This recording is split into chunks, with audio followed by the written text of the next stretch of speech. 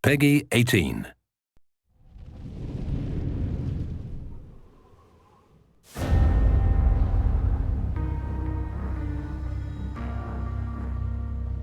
In Company Heroes 2, we did something we hadn't done before on previous games, and we actually took a research trip to Europe to visit some of the locations that we've been trying to portray in the game, to get a sense of the history and the culture and the scale, a feeling for these two armies that fought each other. I mean, I've worked on a lot of games, and we always have a narrative, generally.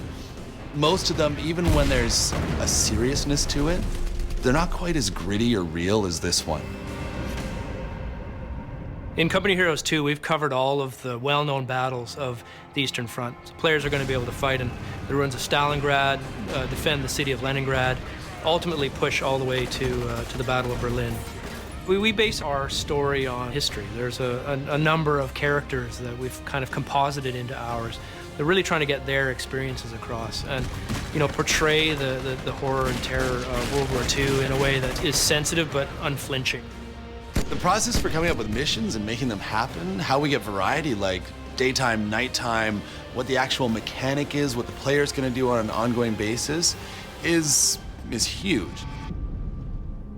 We've expanded quite a bit from Company of Heroes 1. We've got missions where you're leading a small group of snipers through a countryside, eliminating German officers. We've got a mission where you're sieging a castle. They actually fought with modern weapons at some of these places. So you had tanks and machine guns where you might typically think about knights and, you know, swords. The campaign itself is based on, you know, poring over history books, reading personal journals and records from soldiers. So although we can't recreate those battles exactly as they were, we try to capture some aspect, some element of what they might have felt like. We want to pull people through playing one mission where maybe it's a little bit tough to deal with the elements that are in that mission because horrible things are happening. Horrible things happen on the Eastern Front. That's an authentic part of the experience. But at the same time, we know that needs to swing upwards, and so we'll look for something that's going to be like, what's going to be really fun? What's going to be really fun is storming through German lines with tanks. Yeah, let's do that.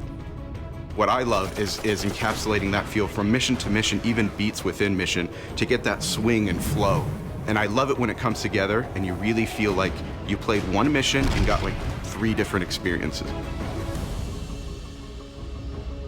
When we talk about the burden of command and the influence of choice on the player, it goes right back to the very basics and how we design the armies. We want to give them choice and make some of these choices really challenging.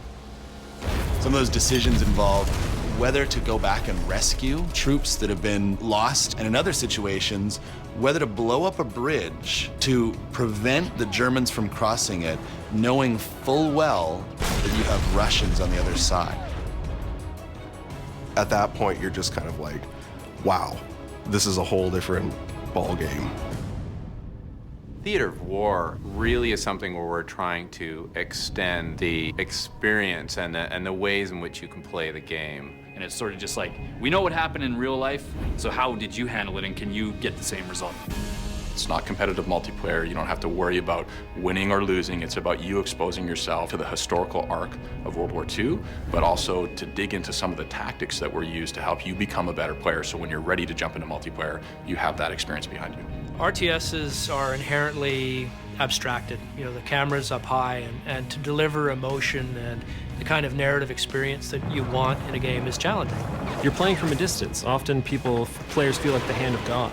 They feel like they're just kind of controlling these little tiny men, but we wanted the player to feel like each soldier mattered. We have real places with their distinct landmarks. Like when you fight in Berlin, there are places there that you would recognize if you've seen, you know, photos of Berlin from that time, or even been there and seen the ruins of those buildings. We put a lot of detail in the battlefield, so you can zoom down and see it.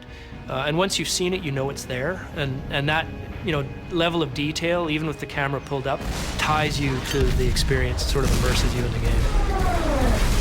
The feel of Company of Heroes comes from so many systems working together to immerse the player in that environment. The audio has always been incredible. The authenticity of the weapons, the movement of the soldiers, all of those things work together to pull the player into the game. As you play through as a player, I think it's impossible not to get deeper and deeper in that experience. It's real, it's gritty, it's dark, and by the end of it, you can't help but feel attached to the outcome.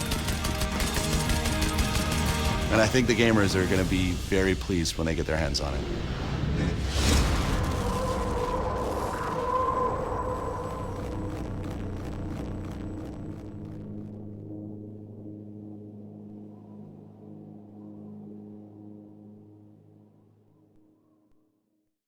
Would you like to tell us who you are and what you do? My name is Quinn Duffy. I'm the game director on